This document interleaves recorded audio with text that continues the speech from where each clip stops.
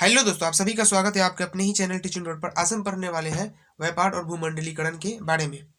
इस वीडियो के अंदर हम पढ़ेंगे कि विश्व बाजार क्या है, वाणिज्य क्रांति क्या है, औद्योगिक क्रांति क्या है, ग्रीन मीडिया मजदूर किसे कहते हैं और विश्व बाजार का विस्तार किस प्रकार से हुआ, इसके बारे में हम इस वीडियो के अंदर चर्चा करने वाले हैं। इस वीडियो में हम भूमंडलीकरण के बारे में नहीं पढ़ेंगे। तीसरी या फिर चौथे वीडियो के अंदर हम इस भूमंडलीकरण के बारे में डिटेल से चर्चा करेंगे और उसके बाद जितना भी वीडियो होगा वो सारा भूमंडलीकरण से संबंधित ही होगा। तो सबसे पहले समझते हैं कि विश्व बाजार क्या है। देखिए, उस तरह के बाजारों को हम विश्व बाजार कहेंगे जहां विश्व के सभी देशों की वस्तुएं आम लोगों को खरीदने के लिए उपलब्ध हो। जैसे भारत की आर्थिक राजधानी मुंबई, जो भारत की आर्थिक राजधानी मुंबई है, वहां पर विश्व की सभी वस्तुएं अवेलेबल होती है, आप आराम से जाकर के खरीद सकते हैं। तो विश्व बाजार उस तरह के बाजार को हम कहेंगे जहां पर आम लोगों को खरीदने के लिए सारी वस्तुएं उपलब्ध होती है, उसको हम विश्व बाजार कहते हैं। जैसे कि अगर आपको अमेरिका का कोई सामान लेना हो तो आप अमेरिका को जाना पड़ेगा, लेकिन ये जाने की अमेरिका जाने की जरूरत नहीं है। आप सीधा मुंबई चले जाइए, वहां से आप सामान खरीद लीजिए, जो आपको सामान चाहिए वो आपको मुंबई के अंदर मिल जाएगा। तो भारत की आर्थिक राजधानी क्या है, वो मुंबई। यहाँ से क्वेश्चन आपको बनता है, पूछता है क्वेश्चन कि भारत की आर्थिक राजधानी किसे कहते हैं, तो आप बताइएगा मुंबई। एक और चीज है यहाँ पर वाणिज्य क्रांति, इसको भी समझ लेते हैं।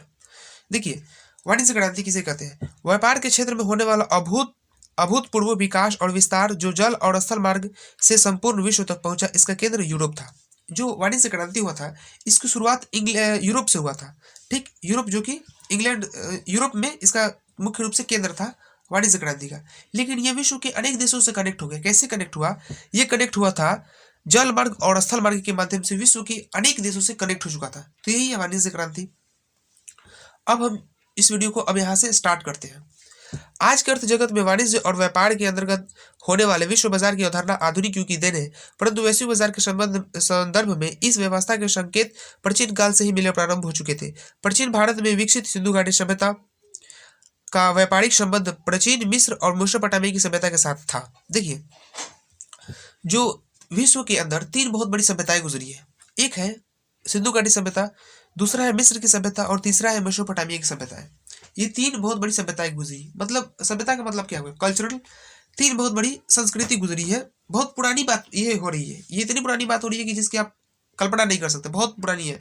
यानी कि तकरीबन सिकंदर के समय से भी ये पहले की बातें बताई जा रही है अभी।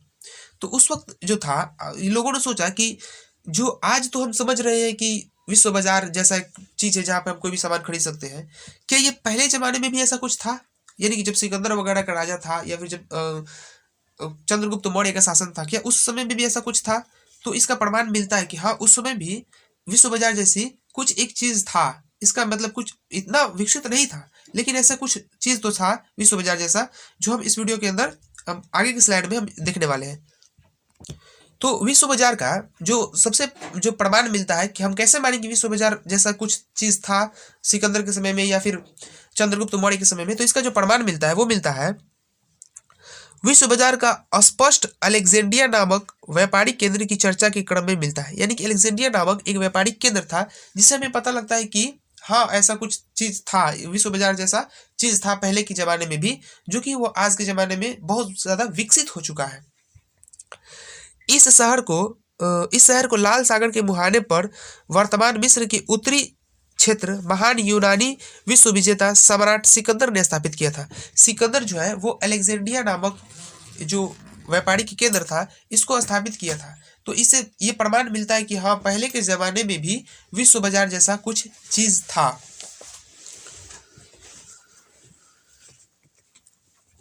परंतु आधुनिक काल के उदय के साथ ही भौगोलिक खोजों, पुनः जागरण, राष्ट्रीय राज्यों के उदय जैसी घटनाओं ने जिस वाणिज्य क्रांति को जन्म दिया, सही मायने में विश्व बाजार का स्वरूप इसके बाद ही उभर कर सामने आया।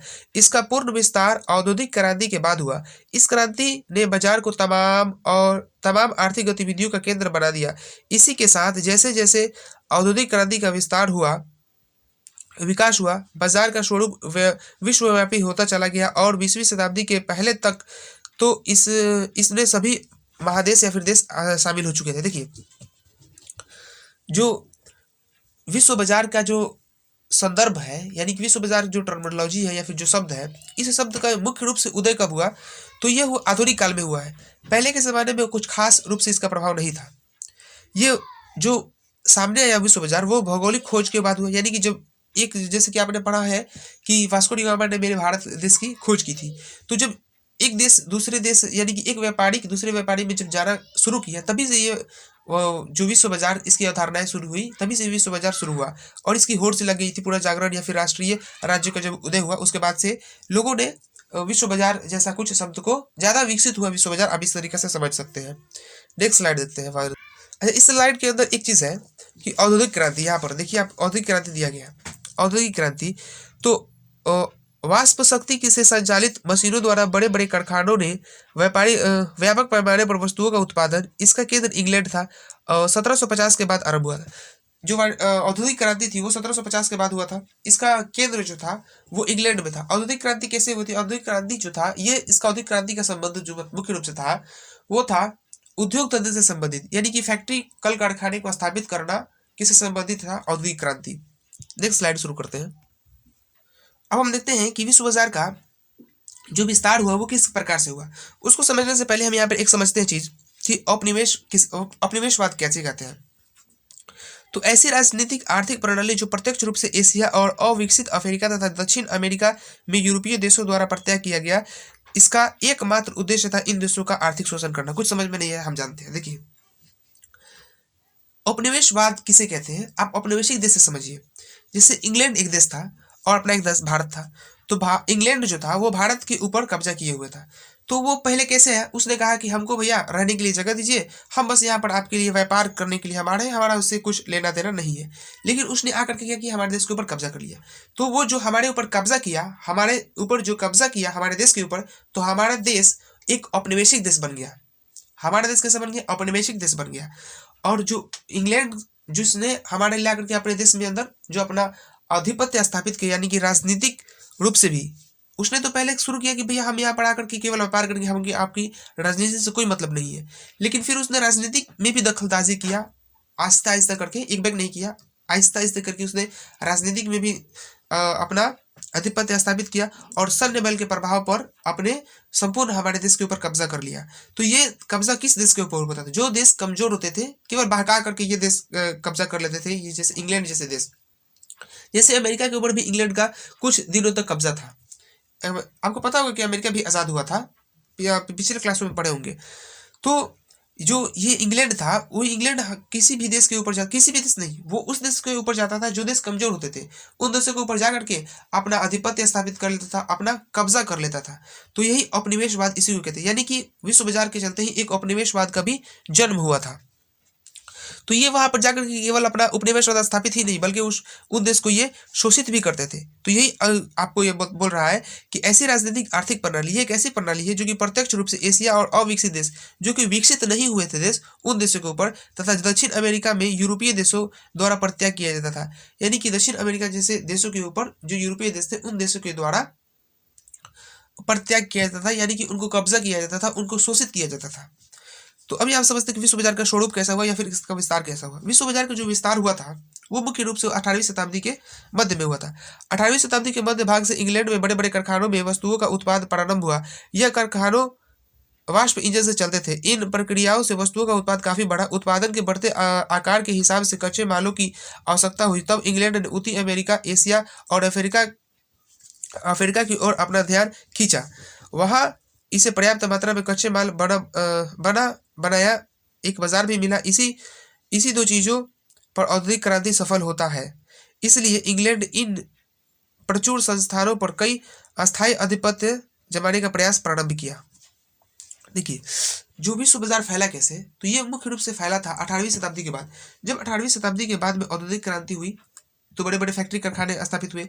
जब फैक्ट्री कारखाने स्थापित हो चुके तो उसके बाद में जब फैक्ट्री कारखाने स्थापित हुए उसके बाद में फैक्ट्रियों से सामान अधिक मात्रा में निकलना शुरू हो गया। तो उस सामान को बेचने के लिए बाजार की जरूरत पड़ी। तो लोगों ने एक जगह से दूसरे जगह पर पलायन किया, एक जगह से दूसरी जगह पर पलायन किया। तो जब लोगों ने एक जगह से दूसरी जगह के ऊपर पलायन किया तो वहां पर उन्होंने ये जब एक जगह से दूसरी जगह के ऊपर लोगों ने पलायन करना शुरू किया तो देखा कि भाई यहाँ पर अगर हम अपना एक आधिपत्य स्थापित कर ले, खुद अपना ही कब्जा कर ले, तो हमें जो टैक्स लग रहा है वो टैक्स भी नहीं देना पड़ेगा।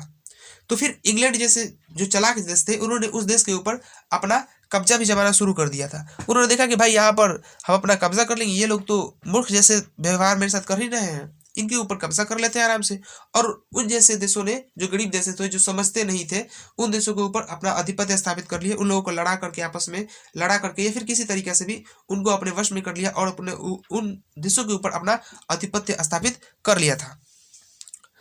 इससे उपनिवेशवाद नामक एक नवीन शासन प्रणाली का जन्म हुआ। जैसे कि मैंने आपको बताया कि वहां पर पहले व्यापार करने के लिए जाते थे, फिर वो जाकर के अपना ऊपर उसके ऊपर कब्जा कर लेते थे।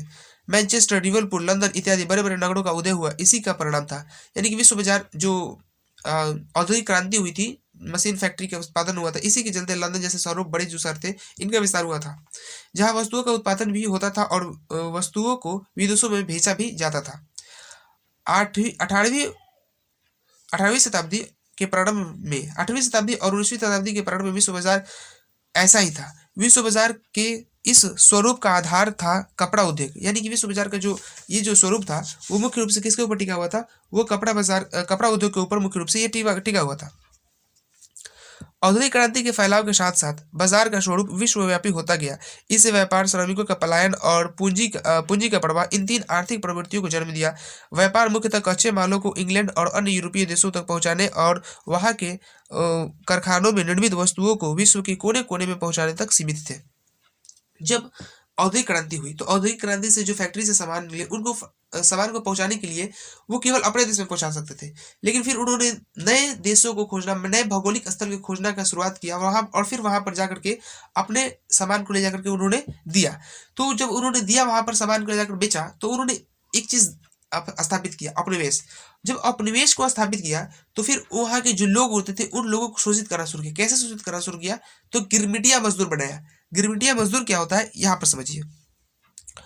औपनिवेशिक देशों के ऐसे श्रमिक जिन्हें एक निश्चित समझौता द्वारा निश्चित समय के लिए अपने शासित क्षेत्रों में ले जाते थे, इन्हें मुख्यतः नकदी फसलों जैसे गन्ना के उत्पादन में लगाया जाता था। भारत के भोजपुरी भाषी क्षेत्र, पूर्वी उत्तर प्रदेश, पश्चिम बिहार, पंजाब, हरियाणा से गन्ने की खेती के लिए इन देशों के अंदर, मॉरिशस जैसे देशों के अंदर ये लोग ले जाया करते थे। देखिए, गिरमिटिया मजदूर किसे कहते हैं? कोई एक, जैसे इंग्लैंड हो गया देश, इंग्लैंड ने मेरे देश के ऊपर उपनिवेश अपना स्थापित किया। अब मेरे देश के ऊपर जितने भी लोग थे, यहाँ के लोगों को ऊपर लालच दिया कि आप हमारे देश के अंदर चले, वहां पर आपको बहुत सारी चीजें काम मुहैया कराई जाएगी, आपको काम दिया जाएगा। लोग यहाँ से लालन के लिए वहां पर चले जाते थे। वहां पर जाने के बाद एक कॉन्ट्रैक्ट के ऊपर लोगों को ले जाता था कि आपको इतने समय के लिए ले जाया जाएगा, इतना पैसा दिया जाएगा। लेकिन जब वहां पर ले जाते थे तो उनको हद से ज्यादा काम लिया जाता था।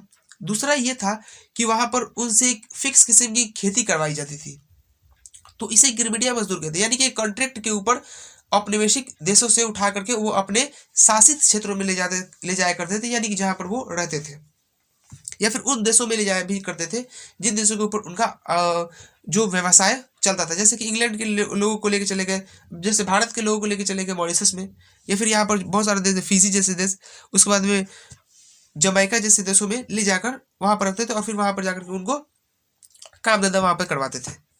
तो जो इन मजदूरों को ले जाया करते थे, तो एक कॉन्ट्रैक्ट के ऊपर ले जाते थे, तो ये कॉन्ट्रैक्ट के ऊपर ले जाते थे, फिर वहां पर जो खेती करवाते थे, वो जो खेती था, वो गन्ना की खेती करवाते थे और तंबाकू जैसे चीजों की खेती करवाते थे। तो जब गन्ना और तंबाकू जैसे खेतों की जब वो खेती करवाते थे, तो जो यहाँ के लोग थे वो तो नहीं जानते थे कि गन्ना क्या है, तंबाकू क्या है। तो यहाँ के लोगों को भी इस बात की जानकारी हुई कि वो गन्ना की खेती और तंबाकू जैसे चीजों की भी खेती की जाती है। तो लोगों ने ये चीज सीधा, और गिरमिटिया मजदूर के बारे में मैंने आपको बताया ही किया था। पूंजी पलायन के अंतर्गत यूरोपीय देशों के उद्योगपति औद्योगिक क्रांति से प्राप्त नजर नहीं आ रहा है आपको, रुकिए, प्राप्त भारी लाभों को अपने शासित क्षेत्रों में अर्थव्यवस्था के विभिन्न क्षेत्रों जैसे रेल लाइन निर्माण और खदान कोयला में ले जाते। देखिए, जो औपनिवेशिक शासित क्षेत्र थे, जैसे कि इंग्लैंड जैसा क्षेत्र, कि इंग्लैंड का इसलिए थे क्योंकि इंग्लैंड ने बहुत सारे देशों के ऊपर अपना कब्जा किया हुआ था, इसलिए हम उसका एग्जाम्पल ज्यादा दे रहे हैं। अब इंग्लैंड जैसा देश तो जब दूसरे देशों के अंदर आकर के अपना आधिपत्य स्थापित किया, या फिर वहां पर अपना काम काज जब उसने किया, उसके ऊपर अपना शासन चलाया, तो वहां से जो लाभ उसको होता था, इन सभी चीजों को जो कि इंग्लैंड तंबाकू, चना, गन्ना जैसी चीजों को जब वो उत्पादित करते थे, तो उनसे जो लाभ अर्जित होता था, तो वो अपने देश में ले जाकर के वहां पर रेल लाइन बिछाया करते थे, फिर से खनन में इसका इस्तेमाल किया करते थे। तो ये इस तरीका से उन्होंने अपने देश को बढ़ावा दिया और औपनिवेशिक देशों में कुछ खास काम इन्होंने नहीं किया, लेकिन कुछ हद तक इन्होंने खास काम भी किया था। कि जैसे कि अब बिहार के अंतर्गत आना है और दिल्ली के अंदर, तो दिल्ली या फिर कोलकाता के अंदर आना है, तो बिहार से कोलकाता के बीच में दूर काफी डिस्टेंस है, तो फिर उन्होंने रेल लाइन की भी व्यवस्था की थी। तो इसी के संदर्भ में इस सारी चीजों की भी व्यवस्था हुआ था विश्व बाजार के कारण ही। अब विश्व बाजार की क्या उपयोगिताएं हैं, इसकी चर्चा हम नेक्स्ट वीडियो में करेंगे, क्योंकि ये वीडियो काफी लंबा हो चुका है, 15 मिनट का वीडियो हो चुका है। तो मिलते हैं नेक्स्ट वीडियो में, तब तक इस वीडियो को आप यहीं तक रुकते हैं, मिलते हैं नेक्स्ट वीडियो में।